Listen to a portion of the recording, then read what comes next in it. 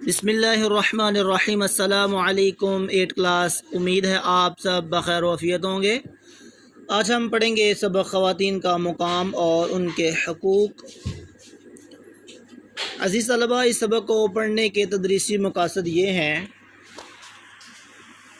کہ اسلامی تعلیمات کی روشنی میں خواتین کا کیا مقام ہے اور ان کے کیا کیا حقوق ہیں، ان حقوق سے آگاہی حاصل کرنا اور اس حقیقت کا احساس کر سکیں آپ لوگ کہ زندگی کے ہر پہلو میں عورت اور مرد کا ایک خاص کردار ہوتا ہے۔ خواتین سے روا رکھے جانے والے امتیازی سلوک اور تشدد کے خلاف تحفظ فراہم کرنے والے قوانین سے آگاہی دینا جو ہے یہ بھی ایک سبق کا مقصد ہے۔ عزیز طلبہ، اس سبق کے خاص الفاظ یہ ہیں: پرتاثیر کہتے ہیں مؤثر، پرتاثیر مؤثر، اثر رکھنے والی۔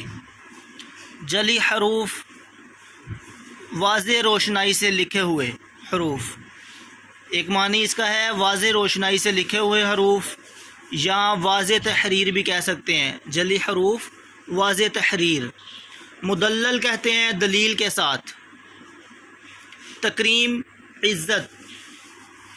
کما حقہ، بخوبی، کما حقہ بخوبی، یا جیسے اس کا حق ہو، جیسے کسی چیز کا حق ہو اس کو ویسے ہی کرنا، اس کو کہتے ہیں کما حقہ، جیسے اس کا حق ہو۔ معنی لکھیں گے جیسے اس کا حق ہو۔ نوید کہتے ہیں خوشخبری کو، نوید خوشخبری۔ نان و نفقہ، شوہر کے ذمے بیوی بچوں کا خرچ، اسے کہتے ہیں نان و نفقہ۔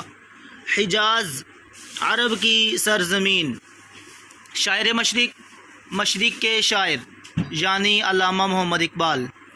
قابل تحسین، تعریف کے قابل۔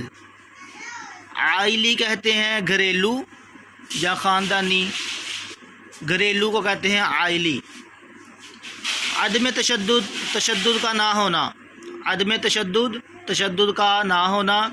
عزیز طلبہ، یہ ہیں خاص الفاظ کے معنی۔ آپ لوگوں نے اپنی اردو کی نیٹ کاپی پر پہلے کالم میں خاص الفاظ لکھنے ہیں، دوسرے کالم میں معنی، اور تیسرے میں یہ لفظ گرامر کی روح سے کیا ہے، لغت سے دیکھ کر اس کی گرامر بھی تیسرے کالم میں لکھنی ہے۔ تدریسی مقاصد کو مد نظر رکھتے ہوئے سبق کی پڑھائی کریں، اچھی طرح اس سبق کو 2-3 دفعہ پڑھیں، اور مشکل الفاظ جو ہیں وہ لغت سے تلاش کریں، یا آپ لوگ کمنٹ میں پوچھ سکتے ہیں، اور خاص الفاظ اپنے اردو کی نیٹ کاپی پر لکھیں۔ السلام علیکم۔